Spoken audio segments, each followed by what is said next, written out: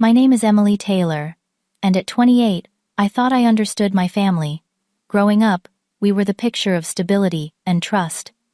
But one Sunday dinner changed everything.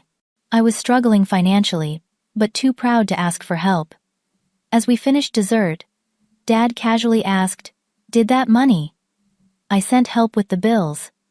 I looked at him confused. What money? The silence that followed was deafening. Dad froze mid-bite. I turned to Mom, whose face had drained of color. She could not even pretend. If you are watching this right now, drop a comment letting me know where you are from. Hit subscribe, and stay for a story about family betrayal that changed everything I thought I knew about trust. The Taylors were what most would consider a typical middle-class American family. We lived in a comfortable 4-bedroom house, in a quiet suburb of Minneapolis, attended community events regularly, and maintained those traditional values of hard work, honesty, and family loyalty. My father Robert worked as a civil engineer for the city for over 25 years. He was the steady, reliable force in our family, the one who taught me how to change a tire file, my taxes, and stand up for myself. He was always my role model, the person I called first with good news or when I needed advice. My mother Margaret worked part-time as an administrative assistant at the local high school. She was more reserved, more difficult to read. Where Dad was open and expressive, Mom kept her thoughts and feelings close to her chest.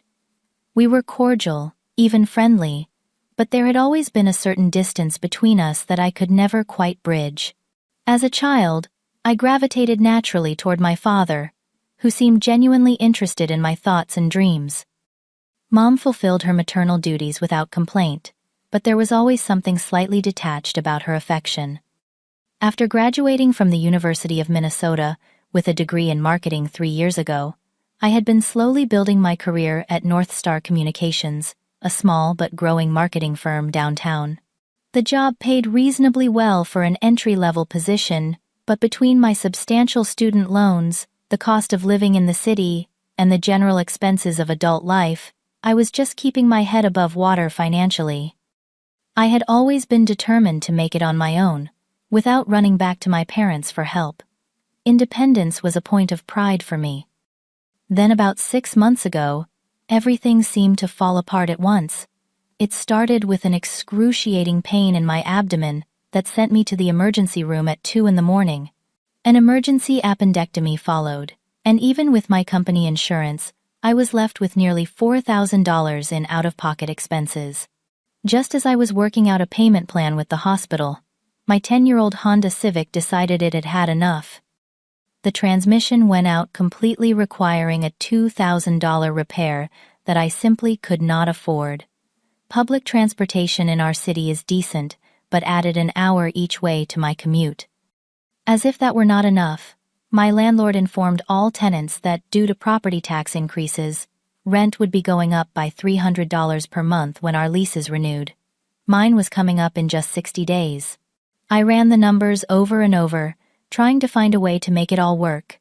I cut every non-essential expense I could think of. My streaming services went first, followed by my gym membership. I started meal prepping simple dishes like rice and beans to reduce my grocery bill.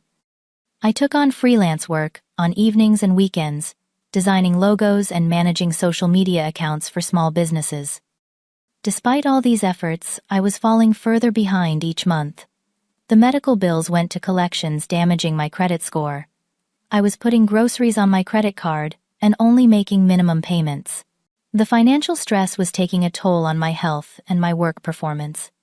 There were nights I lay awake until dawn, calculating and recalculating, trying to find a mathematical solution that simply did not exist. Throughout all of this, I maintained my weekly appearances at Sunday family dinner. It was a tradition we had kept since I was a child, and one that became even more important once I moved into my own apartment. Every Sunday at 5 o'clock, I would arrive at my parents' house for a home-cooked meal and family time. During these dinners, we would catch up on each other's lives, discuss current events, and simply enjoy being together. I was careful never to mention my financial troubles during these gatherings. Part of it was pride, certainly. I wanted my parents to see me as a capable, independent adult. But there was also a deeper reason. My parents had already done so much for me, putting me through college and supporting me in countless ways. My father had worked so hard for so many years, and I knew they were focused on building their retirement savings. The last thing I wanted was to become a financial burden to them, just as they were preparing to enjoy the fruits of their decades of labor. So I smiled through Sunday dinners, assuring them that everything was fine when they asked about work and my apartment. I deflected questions about why I looked tired or had lost weight. I changed the subject when Dad asked if I was still going to that nice gym near my apartment, or when Mom noticed I was wearing the same clothes more frequently. I became quite skilled at steering conversations away from anything that might reveal my financial distress. What I did not realize was that my silence would not protect me from what was coming, and that my decision not to ask for help would soon expose a family secret I never could have imagined. That particular Sunday started like any other. I arrived at my parents' suburban home just before 5, parking my now functioning but still temperamental Honda at the curb. The early October air had a crisp autumnal feel to it, and the maple trees that lined our street were showing the first hints of gold and crimson. I paused on the front walkway, taking in the familiar sight of the 2-story colonial where I had grown up. The porch light was already on, though the sun was just beginning to set, and through the front window I could see movement in the kitchen. I let myself in with my key, calling out, "I am here," as I hung my jacket on the coat rack in the entryway. The house smelled amazing, like roasted chicken and fresh baked rolls. My stomach growled audibly, reminding me that I had skipped lunch to save money, having only a cup of coffee and an apple at my desk, while I finished some overdue work reports. Dad emerged from the living room, remote control still in hand. The football game was on but muted. He gave me a warm hug, his familiar aftershave bringing back memories of him getting ready for work when I was little, sitting on the edge of the bathtub watching him shave. "There she is," he said with a smile. "How is my favorite daughter doing today?" I rolled my eyes at our old joke, as I was his only daughter. "Still, your only daughter, Dad, so the competition is not exactly fierce." He laughed and guided me toward the kitchen where Mom was putting the finishing touches on dinner. She was wearing an apron over a new-looking blouse I had not seen before, her hair freshly styled in a way that suggested she had recently visited a salon. She glanced up as we entered, offering a quick smile before returning her attention to the gravy she was stirring. "Hi, Mom," I said, moving to give her a hug. She accepted it somewhat stiffly, patting my back with her free hand. "Hello, dear. Dinner is almost ready. Would you mind setting the table? Everything is already on the dining room sideboard." I nodded and went to arrange the place settings, noting that Mom had used the good china, which was usually reserved for holidays or special occasions. When I mentioned this, Dad shrugged. "Your mother was in the mood to spruce things up a bit. Nothing wrong with making Sunday dinner a little special, right?" There was something in his tone that struck me as odd, a forced casualness that did not quite ring true. I glanced between my parents, noticing a certain tension in the way they moved around each other, like dancers slightly out of sync. Mom seemed more distracted than usual, checking and rechecking things that were already done. Dad was overly cheerful, filling silences with comments about the football game or the unusually warm weather we had been having. Once we were seated and had filled our plates, the conversation flowed more naturally. Dad asked about my job, and I shared an amusing story about a client who had accidentally approved the wrong draft of an advertisement, resulting in a scramble to pull it before publication. Mom asked about my apartment, and I carefully steered the conversation toward my neighbor's noisy dog, rather than the impending rent increase I could not afford. Throughout the meal, I noticed that Mom was quieter than usual, contributing little to the conversation and seeming lost in thought. Occasionally, I would catch Dad giving her puzzled glances, which she either did not notice or chose to ignore. I dismissed it as one of their minor marital disagreements, the kind all couples have from time to time. As we finished the main course, Dad refilled his wine glass and leaned back in his chair, appearing to relax a bit. "So, Emily, How have things been going with those bills you were worried about? Did that money I sent help?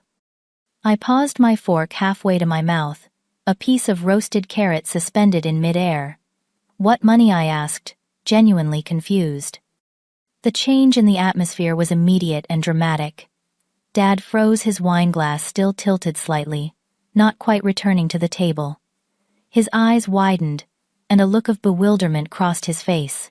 Slowly, deliberately, he set down his glass and turned to look at Mom. I followed his gaze.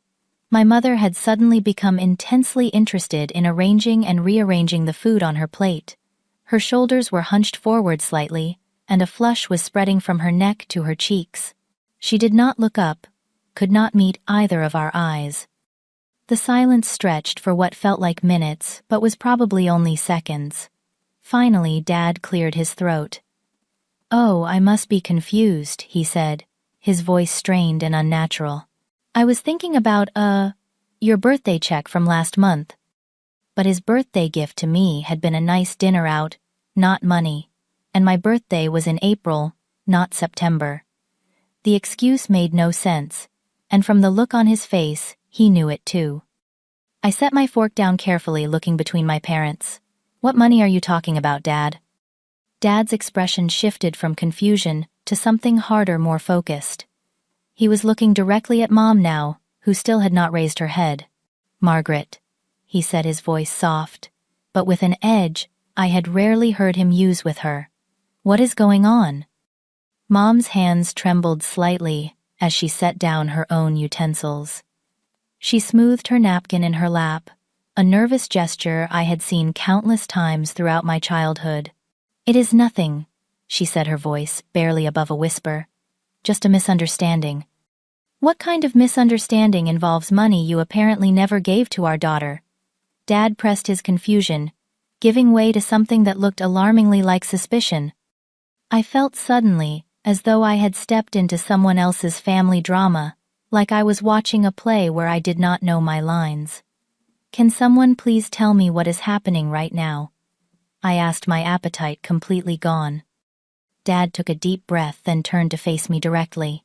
"Emily, about 3 weeks ago, I gave your mother $5,000 to send to you, for your medical bills and car repairs." He spoke slowly, deliberately, his eyes never leaving my face. "She told me you were too proud to accept it directly from me, but that she had worked it out with you. That you had agreed to take it, if it came from her account as a loan you could pay back over time." The room seemed to tilt slightly. I looked at my mother, who was now staring fixedly at a point somewhere over my left shoulder. "Mom," I said, my voice sounding strange, even to my own ears. "Is that true? Did Dad give you money for me?" Mom's lips pressed into a thin line. She gave a tiny nod, still not meeting my eyes. "But I never received any money," I said, still struggling to process what was happening, "and we never had any conversation about a loan." "I was going to give it to you," Mom said quickly. "I just have not had the chance yet." 3 weeks, Dad said flatly. "You have had 3 weeks, Margaret. And you told me specifically that you had already transferred it to her account." Mom's face crumpled slightly, and for a moment, I thought she might cry. Instead, she straightened her shoulders and finally looked at Dad. "I needed it for some things," she said. "Important things. I was going to replace it before anyone noticed." "Before anyone noticed," Dad repeated incredulously. "It was $5,000, Margaret. How exactly were you planning to replace that without me noticing?" As they argued, pieces began falling into place in my mind. Mom's new blouse, her freshly styled hair, the good china for an ordinary Sunday dinner, as if to distract us or create a pleasant atmosphere. And suddenly I remembered something else. About a month ago, she had called me midweek asking detailed questions about my medical bills and car problems. At the time, I had thought she was just showing unusual interest in my life. Now I realized she had been gathering information to relay to Dad, making him believe I had confided in her rather than him. "What did you spend it on?" I asked, cutting through their escalating argument. $5,000. That was meant to help me when I really needed it. What was so important? Mom looked trapped, her eyes darting between Dad and me, as if searching for an escape route. Finally she sighed. I spent some of it on a spa weekend with Aunt Judith.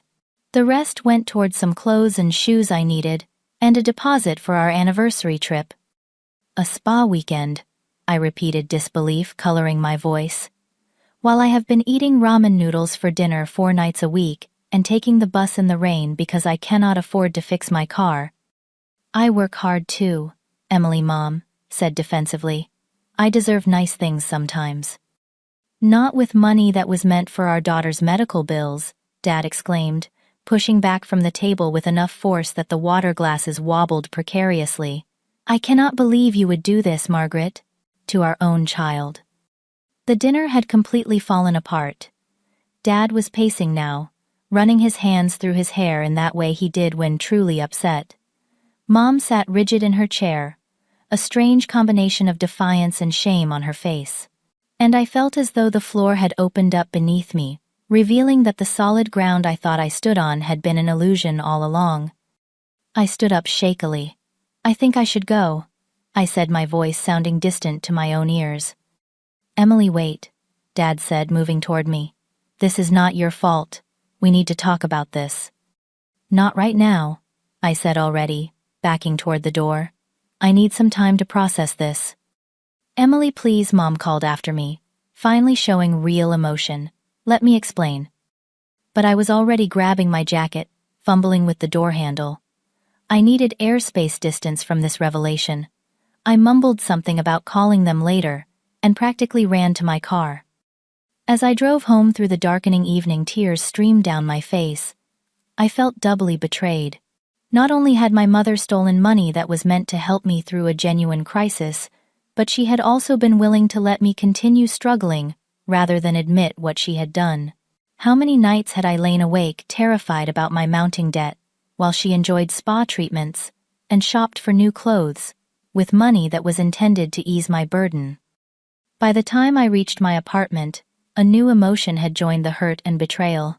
Anger, white-hot and clarifying. For perhaps the first time in my life, I was truly deeply angry at my mother. The next morning, I woke to find 17 missed calls and 23 text messages on my phone. Most were from Dad expressing concern and asking me to call him.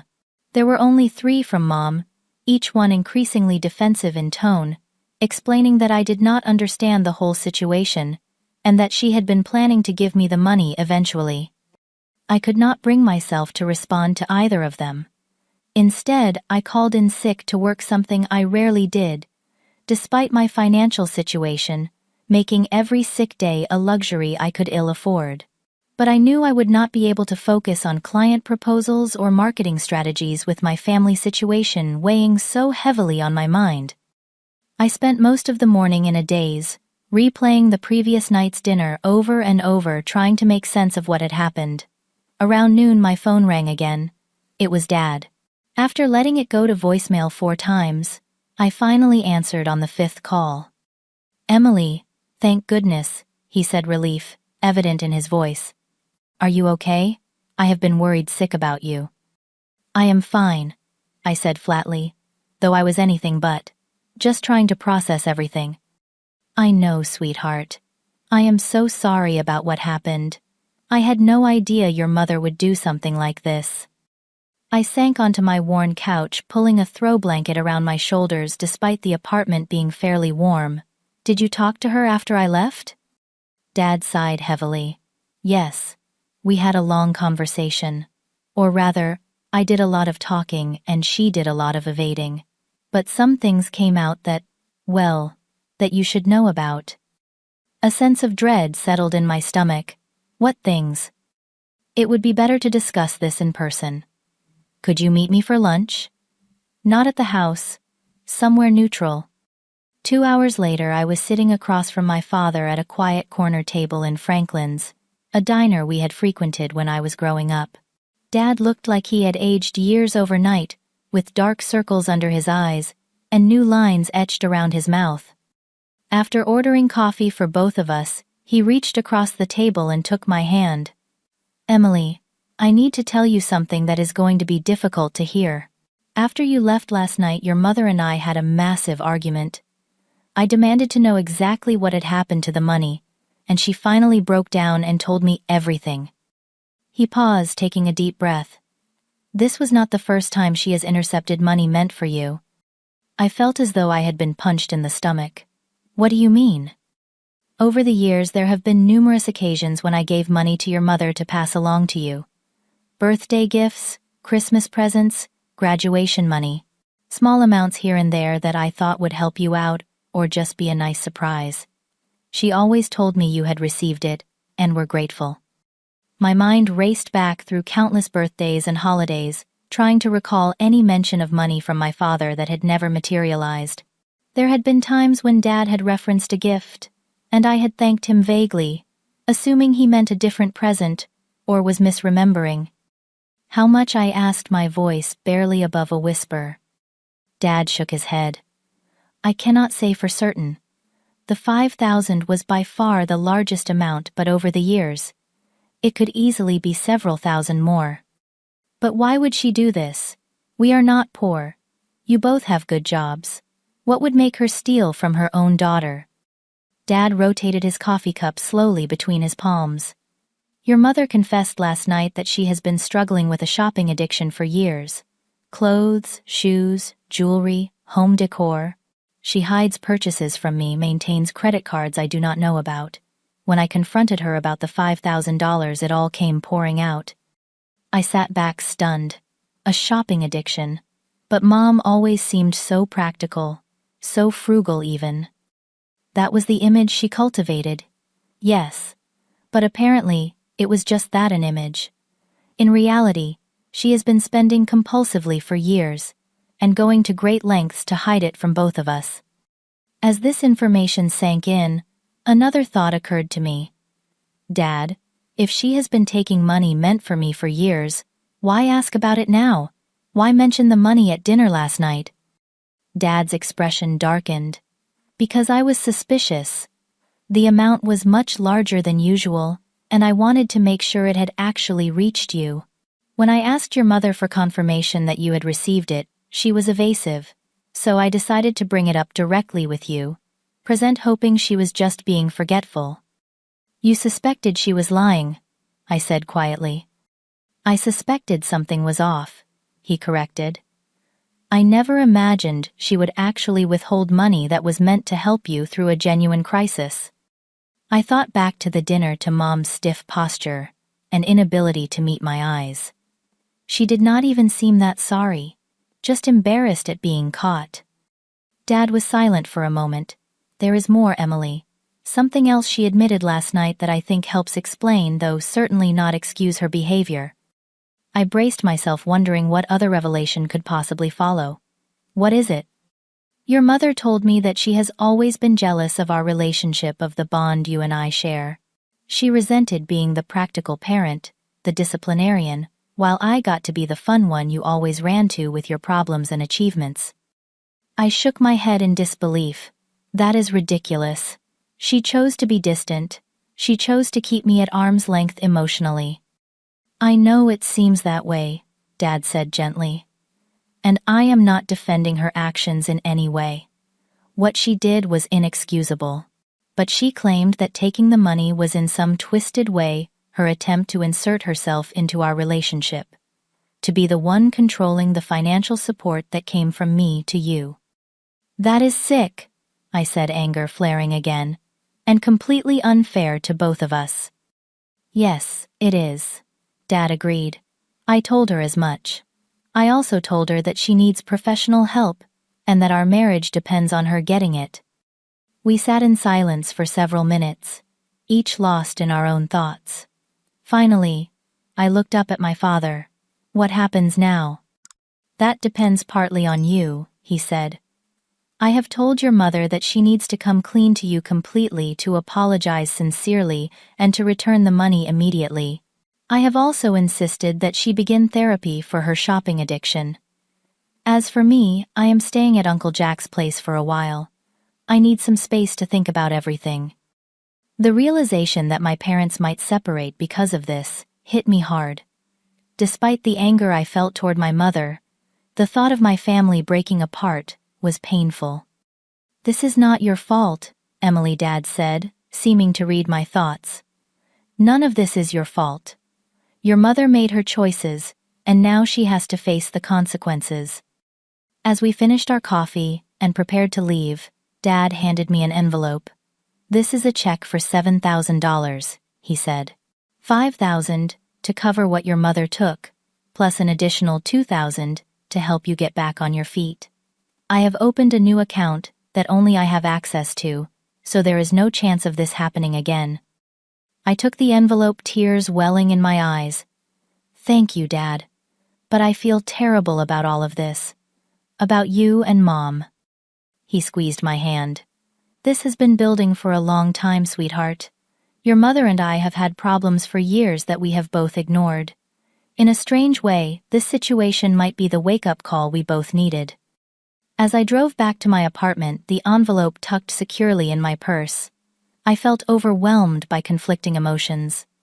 Relief at the financial lifeline my father had thrown me. Anger at my mother's betrayal. Sadness at the fracturing of my family. And beneath it all, a lingering sense of disbelief that the mother I had known all my life could have been hiding such secrets. For the next 5 days, I avoided my mother completely. I sent my father brief text messages letting him know I was okay, but I could not bring myself to engage with either of them fully.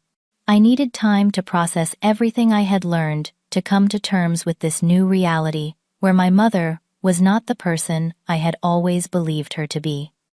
My phone continued to fill with messages from both parents. Dad's were respectful of my space, while still expressing concern. Mom's grew increasingly desperate and self-justifying. "You do not understand how hard it has been for me," one message read.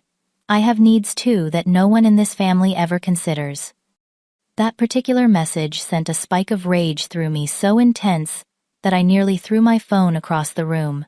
The audacity of her playing the victim while I had been drowning in debt-skipping meals and losing sleep over financial stress was almost too much to bear.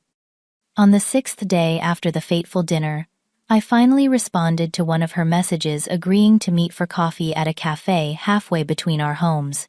I chose a public location, deliberately knowing my own temper and not trusting hers. I arrived early, selecting a table in the corner, where we would have some privacy without being completely isolated. Mom arrived 10 minutes late, looking simultaneously defiant and diminished.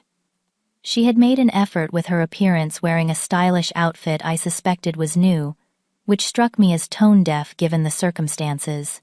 She slid into the seat across from me, setting her designer handbag on the empty chair beside her. "Thank you for meeting me," she began, her voice softer than usual. "I have been so worried about you." "Have you?" I asked coolly. "Worried about me, or worried about what Dad and I now know about you?" She flinched slightly, but recovered quickly. "That is not fair, Emily. I have always cared about your well-being." "Really? Because from where I am sitting, it looks like you cared more about spa weekends and new clothes than about the fact that your daughter could not afford to pay her medical bills." Mom's lips thinned. "It was not like that. I was going to give you the money eventually. When after my bills went to collections, after my credit was ruined, after I got evicted from my apartment, because I could not afford the rent increase." "You never told me things were that bad," she countered. "You always acted like everything was fine."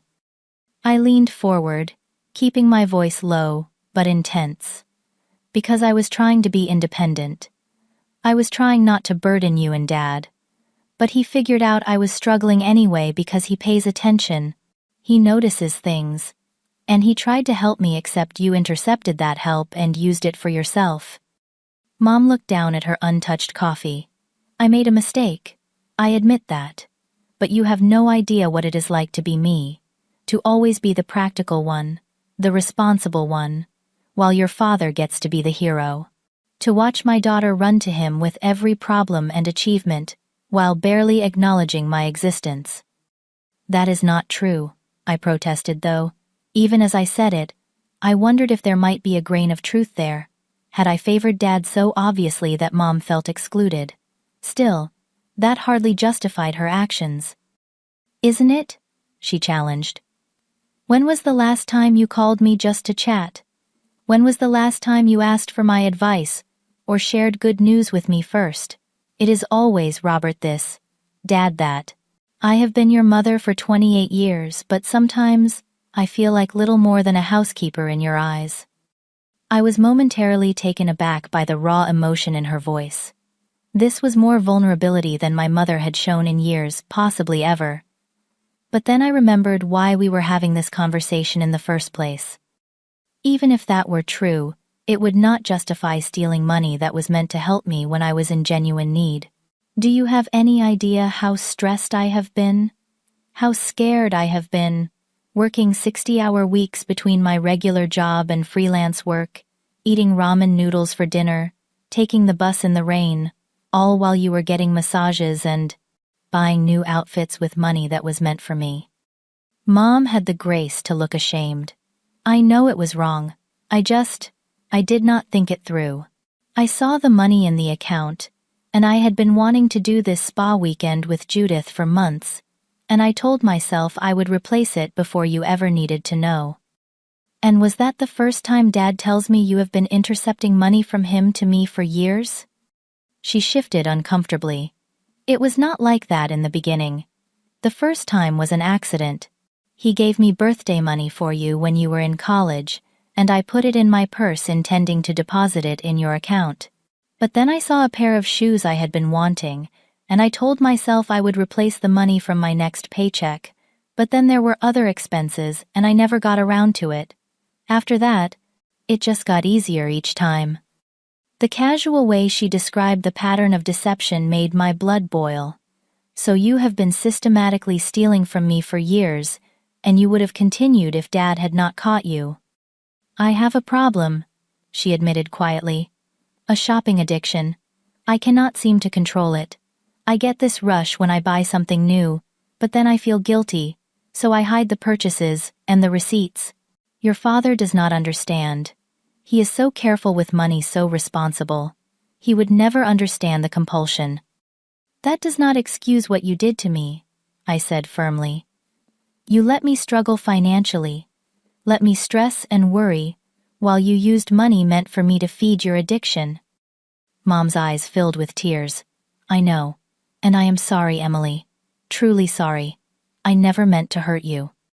But you did hurt me, and not just financially. You betrayed my trust. You made me question everything I thought I knew about our family. We sat in silence for a moment, the weight of years of deception hanging between us. Finally, Mom reached into her purse and pulled out an envelope. This is $5,500, she said, sliding it across the table. The original amount plus a bit extra for the trouble I caused. I sold some of my jewelry to get it. I looked at the envelope but did not touch it. Dad already gave me money to cover what you took. He said he opened a new account that only he has access to. A flash of something hurt or perhaps anger crossed her face. Of course he did. Robert to the rescue as always. Do not do that, I said sharply. Do not make Dad the villain here because he stepped up to fix the mess you created. Mom looked away. You are right. I am sorry. She pushed the envelope closer to me. Take it anyway. Use it to pay him back or save it or whatever you want. It is yours. It should have been yours all along. I finally took the envelope, tucking it into my bag. Thank you. But money does not fix the breach of trust, Mom. I do not know if or when I will be able to trust you again. I understand, she said softly. I am seeing a therapist now, starting next week. Your father insisted and he is right. I need help. Yes, you do, I agreed. And, not just for the shopping addiction.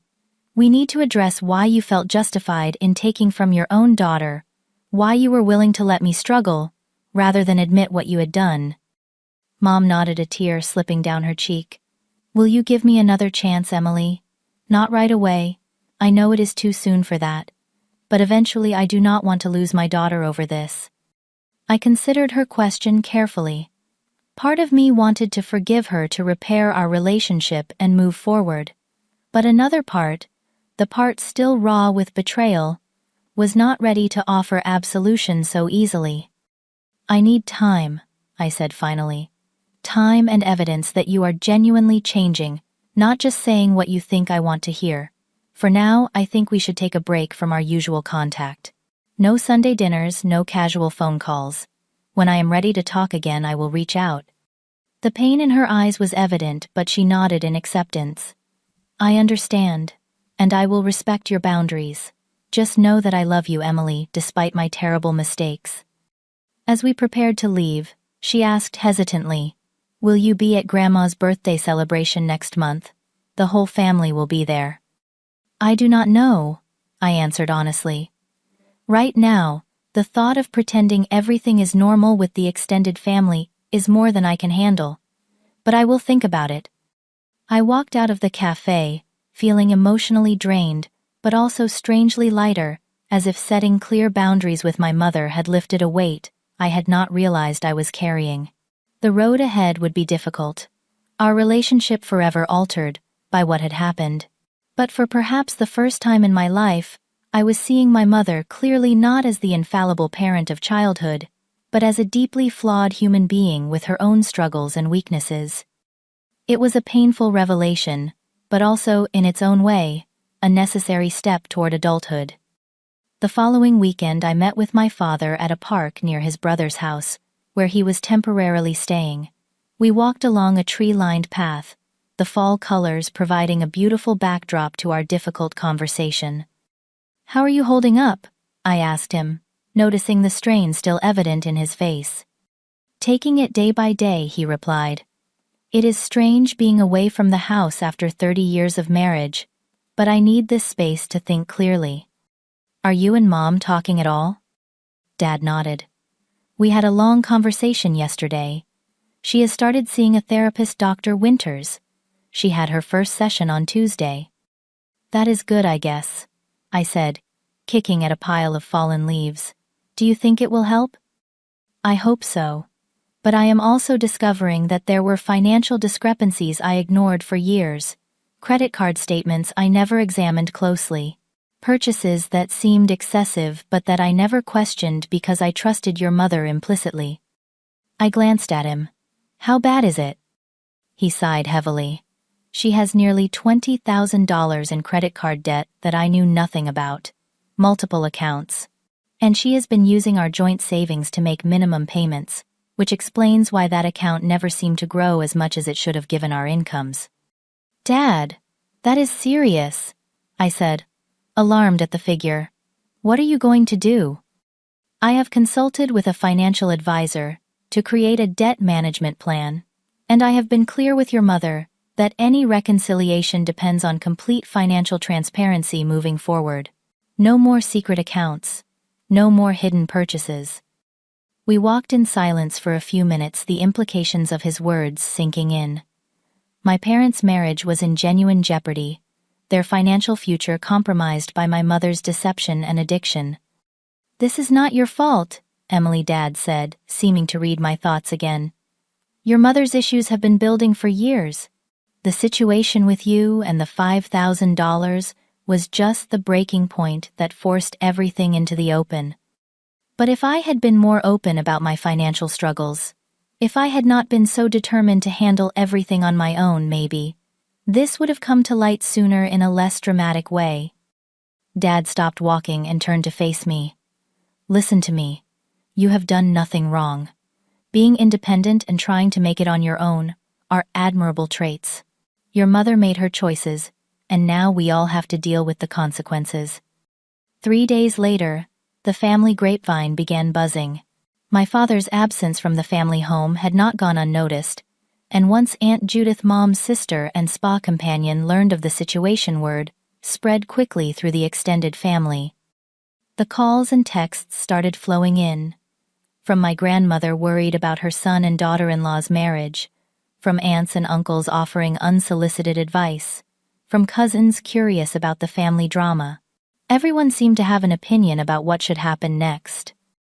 Most surprisingly, many family members seemed to expect me to simply forgive and forget to reconcile with my mother immediately, for the sake of family harmony. My mother's side of the family was particularly vocal about this, suggesting that I was being overly dramatic about just money, and that family loyalty should supersede any temporary hurt feelings. "You need to be the bigger person here," Aunt Judith told me, during an uncomfortable phone call. "Your mother made a mistake, but she is still your mother. She gave you life. She raised you. You owe her your forgiveness." "I do not owe anyone forgiveness on their timetable," I replied, trying to keep my voice level. What happened was not a simple mistake. It was a deliberate pattern of deception that hurt me financially and emotionally. "We all do things we regret," she persisted. "And your grandmother's 80th birthday is coming up next month. She wants the whole family there, including you and your parents together. Surely you can put aside your differences for one day, for her sake." The pressure to reconcile quickly, to sweep the whole messy situation under the rug for the sake of appearances, was intense. Even some family members who acknowledged the seriousness of what my mother had done seemed more concerned with restoring the illusion of family harmony than with addressing the underlying issues. My father, thankfully, was firmly in my corner. "Take all the time you need," he assured me. "Real reconciliation cannot be rushed or forced. And anyone who pressures you to get over it for the sake of a party does not understand the depth of the betrayal you experienced." As the weeks passed, the family divide deepened. My father and I on one side, my mother and much of her family on the other. There were those who tried to remain neutral, of course, but family gatherings became complicated negotiations about who would attend if whom else was present. The approaching milestone of my grandmother's birthday created additional stress. As the date drew nearer, the pressure to attend to play happy family for a day intensified. My grandmother, who I loved dearly, called me personally to request my presence. "I understand you and your mother are having problems," she said in her gentle but firm way. "And I am not asking you to pretend those problems do not exist. But I am asking you to be in the same room with her for a few hours for my sake. You are both so precious to me, and I do not know how many more birthdays I will have with my family around me." It was a request I found difficult to refuse, despite my ongoing anger and hurt. After much thought, I agreed to attend with the understanding that I would not be pressured to interact with my mother beyond basic civility. The party itself was as awkward as I had feared.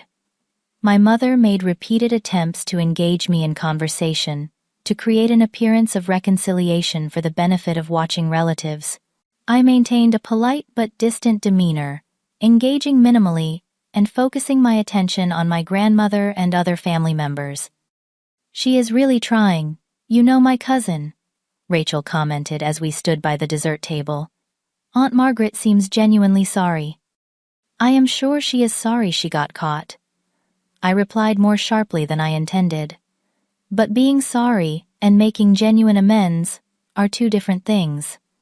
Rachel looked taken aback. "Wow, I have never seen you this hard before, Emily. You have always been so forgiving." "This is different," I said, setting down my plate. "And unless you have had a parent steal from you while you were struggling financially, then lie about it for years. I do not think you can understand how I feel right now." As I drove home from the party, I reflected on how differently I was behaving, how much more firmly I was establishing my boundaries. 6 months ago, I would have caved to the family pressure, accepted a surface-level apology, and pretended everything was fine to avoid rocking the boat. But something had shifted in me. The betrayal had awakened a strength I had not known. I possessed a willingness to stand my ground, even when it created discomfort for others. It was not a comfortable realization. I had always seen myself as a peacemaker, someone who valued harmony and connection. But I was learning that sometimes peace comes at too high a price, and that genuine connection cannot be built on a foundation of deception and manipulation. That night, I called my father. "How do you think it went?" I asked, curled up on my couch with a cup of tea. "About as well as could be expected," he replied. "Your grandmother was happy to have everyone there, which was the main thing." Mom tried to corner me several times, I said.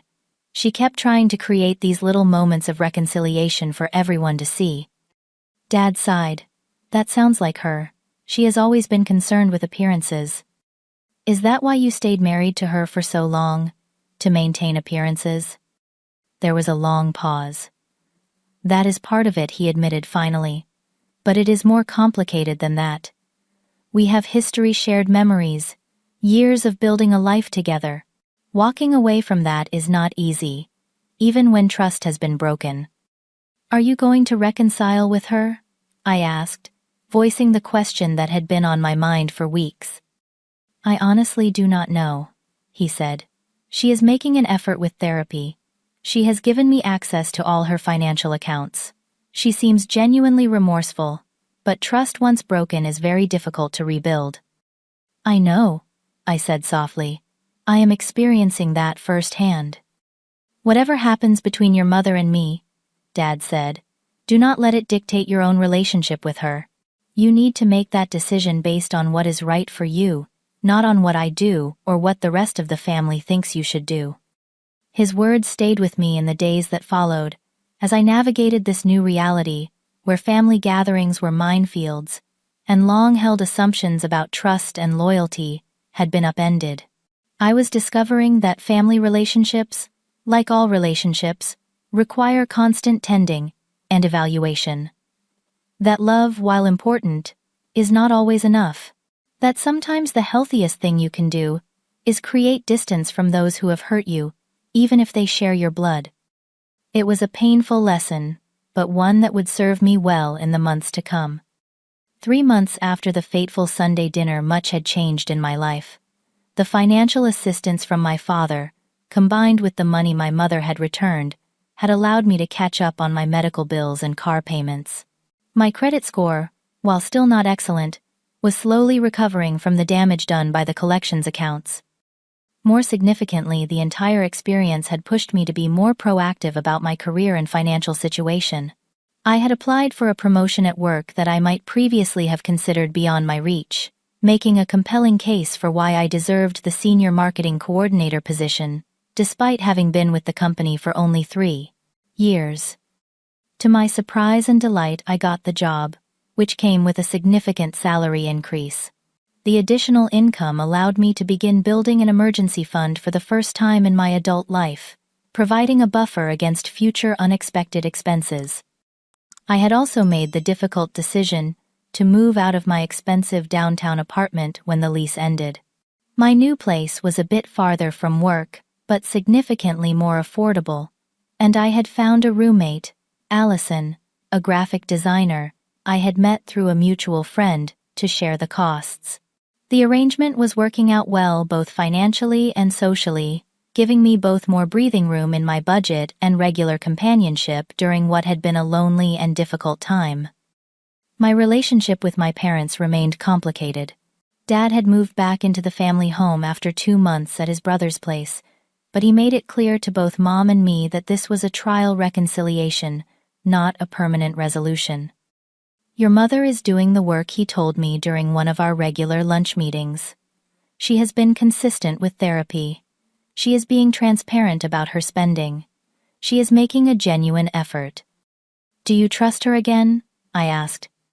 He considered the question carefully. I am learning to trust her again in small steps. It is a process, not an event. Mom and I had established a cautious, limited relationship. We spoke on the phone once a week. Conversations that were initially stilted and uncomfortable, but gradually becoming more natural. She continued to express remorse for her actions, but more importantly, she seemed to be developing a greater understanding of why what she had done was so harmful. Dr. Winters is helping me see how my own insecurities and jealousies fed into my behavior, she told me during one of our calls. I was so focused on what I perceived as unfairness in our family dynamic that I justified doing something terribly unfair to you. The irony of that is not lost on me now. She had also, at her therapist's suggestion, begun attending Debtors Anonymous meetings, where she was confronting her shopping addiction with the support of others who struggled with similar issues. It helps to know I am not alone, she said. To hear other people talk about the same compulsions, the same patterns of deception, the same consequences. It makes me feel less like a monster, and more like someone with a real problem that can be addressed. I appreciated her efforts, though I remained cautious. Words were easy, sustained change was harder. I needed to see a consistent pattern of honest behavior before I could fully trust her again. In early February, nearly 4 months after the revelation, Mom suggested something unexpected during our weekly call. "I have been talking with Dr. Winters about family therapy," she said. "She thinks it might be helpful for the three of us, you, me, and your father, to have some sessions together, to work through the damage that has been done to our family relationships." My immediate instinct was to refuse. The thought of sitting in a therapy session exposing my raw feelings about my mother's betrayal while she was present was deeply uncomfortable. But after discussing it with my own therapist, whom I had started seeing to help process the family trauma, I reluctantly agreed to at least one session. "You can always decide not to continue if it feels unproductive or too painful," my therapist reminded me. "But it might provide an opportunity for guided conversation that could be healing for all of you." The first family therapy session was as difficult as I had anticipated. Sitting in Dr. Winter's comfortable office, the three of us arranged in a triangle of separate chairs felt both formal and intensely personal. Mom was nervous, fidgeting with her wedding ring constantly. Dad was stoic but tense, his jaw tight, and I felt exposed, vulnerable in a way I rarely allowed myself to be with my parents. Dr. Winters began by establishing ground rules: no interrupting, no personal attacks, an agreement to speak honestly, but with consideration for others' feelings. Then she invited each of us to share our perspective on what had happened and how it had affected us. Dad spoke of his shock and disappointment, of the struggle to reconcile the woman he thought he had married with the person capable of such deception. Mom talked about her shame, her addiction, her jealousy of the father-daughter bond she felt excluded from, and I spoke of my sense of betrayal, my anger, my difficulty, trusting not just my mother, but my own judgment about people. As the session progressed, deeper family dynamics began to emerge, patterns that had been established decades ago and never questioned. The way Dad and I naturally gravitated toward each other, while Mom remained somewhat on the outside. The unspoken expectations and assumptions that had shaped our interactions for years. "It sounds like there have been communication problems in this family that long predate the financial deception," Dr. Winters observed. "Patterns of inclusion and exclusion of things, left unsaid, of needs unexpressed or unmet." It was a painful realization that our family dysfunction had roots that went beyond my mother's recent actions, that in small ways, we had all contributed to a family system that was not as healthy as I had always believed it to be. "This does not excuse what your mother did," Dr. Winters clarified, seeing my expression. "Her actions were her responsibility alone. But understanding the context might help all of you create healthier patterns moving forward." We agreed to continue the family sessions, meeting every other week, while also maintaining our individual therapy appointments. It was exhausting, emotionally draining work, but gradually I began to see small shifts in how we related to each other. Mom became more direct in expressing her needs and feelings, rather than harboring resentments. Dad made more effort to include her in decisions and conversations, and I found myself able to see my mother with more compassion, not excusing her actions, but beginning to understand the complex factors that had contributed to them. By March, we had established a new Sunday tradition, meeting for brunch at a restaurant rather than dinner at my parents' home. The neutral territory and public setting seemed to help keep our interactions civil and prevent old patterns from reasserting themselves too strongly. During one such brunch, Mom handed me an envelope. "This is the final restitution payment," she said, "with interest." I had already received several installments, as she sold items from her extensive wardrobe and jewelry collection, making good on her promise to repay everything she had taken from me over the years. "Thank you," I said, accepting the envelope. "I appreciate your commitment to making this right financially." "I know money cannot fix the breach of trust," she said, echoing my own words from months earlier. "But I hope it is a tangible sign that I am serious about change." I nodded, recognizing the genuine effort behind the gesture. "It helps," I acknowledged. "It is a start." As spring approached, bringing with it a sense of renewal and possibility, I found myself reflecting on how much had changed in 6 months. The betrayal had been painful, devastating in the moment. But it had also been clarifying, forcing issues into the open that might otherwise have remained buried for years. I had discovered my own strength and resilience. I had learned to establish and maintain boundaries even when doing so created discomfort. I had begun building a more stable financial foundation for myself. And though my relationship with my mother would never be the same, there was hope that it might eventually become something new, something more authentic than what had existed before. It was not the path I would have chosen, but I was beginning to see that sometimes the most painful experiences can also be the most transformative. 1 year after the Sunday dinner that changed everything, I sat on the balcony of my new apartment, watching the sunset paint the sky in shades of gold and pink. I had moved again, this time to a place of my own that I could comfortably afford thanks to another promotion at work. The view was not spectacular, just a quiet residential street, lined with trees beginning to bud with spring growth, but it was mine, paid for with my own hard-earned money. So much had changed in 12 months. The raw wound of betrayal had gradually healed into a scar, still visible, still tender, when pressed, but no longer the open bleeding injury it had once been. My relationship with my parents had transformed, not back to what it was before, that was impossible, but into something new, that in some ways was actually healthier. My mother and I maintained regular contact, our weekly phone calls, supplemented by monthly lunches, just the two of us. We had established clear boundaries around certain topics, particularly money. Any financial transactions between us, even small ones, like splitting a lunch check, were handled with complete transparency. No more "I will get this, you get the next one." Everything was documented, clear, above board. It might seem cold or overly formal to an outsider, but for us it was necessary. Trust once shattered could only be rebuilt with these kinds of structures in place. And somewhat surprisingly, the very clarity of these boundaries had allowed us to relax more in other areas of our relationship. My parents remained together, their marriage altered, but surviving. Dad had insisted on joint financial counseling as a condition of reconciliation, and they now managed their money with a level of communication and transparency they had never had before. Mom continued her therapy and Debtors Anonymous meetings, maintaining her sobriety from compulsive shopping one day at a time. "It is like being an alcoholic," she explained to me once. "The urge never completely goes away.